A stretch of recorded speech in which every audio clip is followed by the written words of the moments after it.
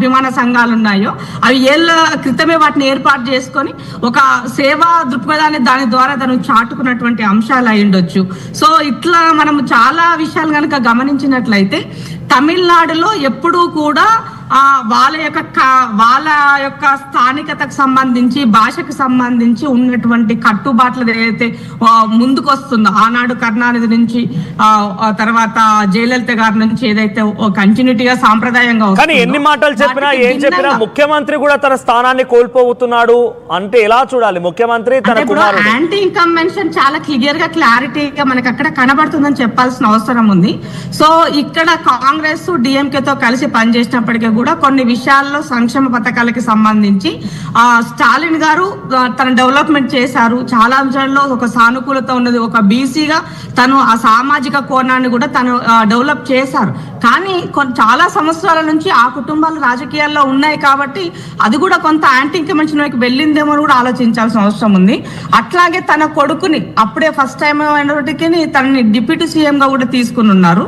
So సమాజంలో మార్పు అన్నది కనబడడానికి ముఖ్య కారణాలు అంటే సాంప్రదాయంగా ఓటు వేసే ఎవరైతే 50-60 ఉంటారో వాళ్ళు ఎలాగో వాళ్ళకి ఓటు వేస్తున్నారు. బట్ యంగ్స్టర్ అయినటువంటి 40 ఇయర్స్ లోపు ఉన్నటువంటి వాళ్ళు 18 ఇయర్స్ లో వచ్చిన కొత్త ఓటర్లు కొంత మార్పు కోసం పనిచేసినప్పుడు ఇవన్నీ మనకి పనికొస్తాయని చెప్పాల్సిన అవసరం ఉంది.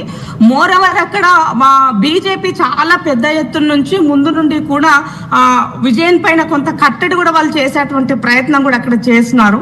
సో ఇది కూడా తన కొంత సానుకూలతంగా ఇక్కడ మళ్ళీ ఉండొచ్చు అనేసి మనం చెప్పాల్సిన అవసరం ఉండింది.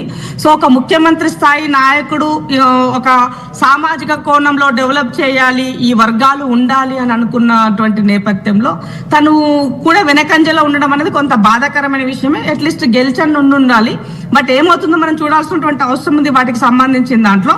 అట్లాగే సినీ ఫీల్డ్కి సంబంధించి ఇప్పుడు తమిళనాడు రాజకీయాలు మీరు గమనిస్తే వచ్చిన వాళ్ళంతా కూడా సినీ ఫీల్డ్ రిలవెంట్ గా ఉన్నటువంటి వాళ్ళే ఉన్నారు ఇప్పటి వరకు కూడా.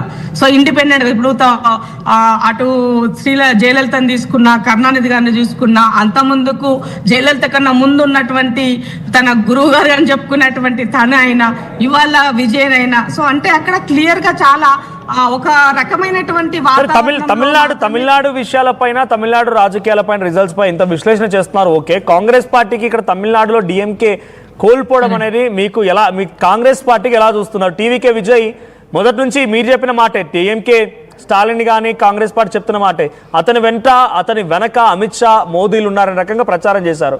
ఆ వ్యక్తి ఇప్పుడు మీకు సహకరిస్తాడా? బీజేపీ వైపుగా వెళ్తాడు కానీ.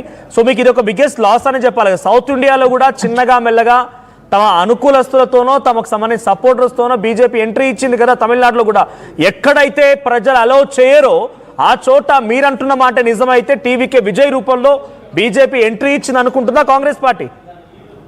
ఇప్పుడు నేను రెండు రకాలుగా చూడాల్సినటువంటి అవసరం ఉంది. ఇక్కడ అనూహ్యంగా అన్నా డిఎంకే సెకండ్ ప్లేస్ లో ఉంది. అసలు దాన్ని ఊసే ఎక్కడ లేదు. సో కాబట్టి ఇవన్నీ కూడా ఇప్పుడే మాట్లాడితే వేగ్గా ఉంటదేమో నేను అదేం మాట్లాడట్లేదు. కొంచెం మనం వేచి చూసి కొంత విశ్లేషణ తర్వాత ఆ లైన్ మాట్లాడితే బాగుంటుందనే ఉద్దేశంతో ఆగున్నాను.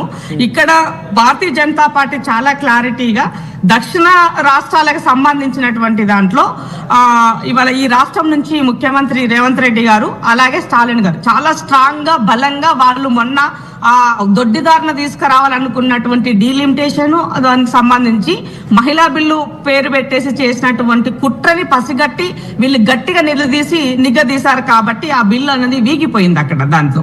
సో వాళ్ళు చేయలేకపోయినారు కాబట్టి చాలా సీరియస్ గా. సో ఒక సందర్భంలో బీజేపీ విజయంతో కలిసి పొత్తులో వెళ్ళానని కూడా ఆలోచన వాళ్ళు చేసి ఉన్నారు. అది కలిసిపోవడం వల్ల విజయ్ నష్టపోతా అని గ్రహించి విజయ్ కలవకపోవడం అనేది మనం చూడాల్సిన అవసరం ఉంది. సో అల్టిమేట్ గా భారతీయ జనతా పార్టీకి ఎప్పుడైనా కూడా కాంగ్రెస్ రావద్దు, కాంగ్రెస్ తో ఉన్నటువంటి వాళ్ళు రావద్దు. ఆ తర్వాత ఎవరున్న వాళ్ళకి ఫరక్ పడదు. ఎందుకంటే ఆ తర్వాత వాళ్ళు వస్తే వాళ్ళతో కలిసి తర్వాత వాళ్ళని ఎట్లా పొందబెట్టాలో వాళ్ళకి బాగా ఐడియా ఉంటుంది బీజేపీ వాళ్ళకి. వాళ్ళ రాజకీయాలు కొనసాగుతాయి. ఇంకొక షాకింగ్ థింగ్ ఏంటంటే వెస్ట్ బెంగాల్ వెళ్దాం ఇంద్రశోభన్ గారు. వెస్ట్ బెంగాల్ కి సంబంధించిన దాంట్లో కూడా తను కంటెస్ట్ చేస్తున్న నియోజకవర్గం భవానీపూర్ లో మమతా బెనర్జీ వెనుకంజలో ఉన్నారు.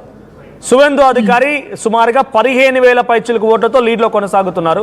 సో ఇప్పుడు రిజల్ట్స్ ఎలా చూడాలి? ఇది కూడా ఒక షాకింగ్ రిజల్ట్స్ అని చెప్పాలి. ఈ రిజల్ట్స్ ఇంపాక్ట్ కాంగ్రెస్ పార్టీ పైన చాలా తీవ్రంగా పడబోతోంది. బికాస్ మీకు కేరళలో వచ్చిందని సంతోషించే లోపు తమిళనాడు పోయింది. మీకు సపోర్టివ్గా ఉన్న డిఎంకే పోయింది, వెస్ట్ బెంగాల్లో బీజేపీ రాబోతోంది, అక్కడ మీకు కేవలం 3-4 స్థానాలు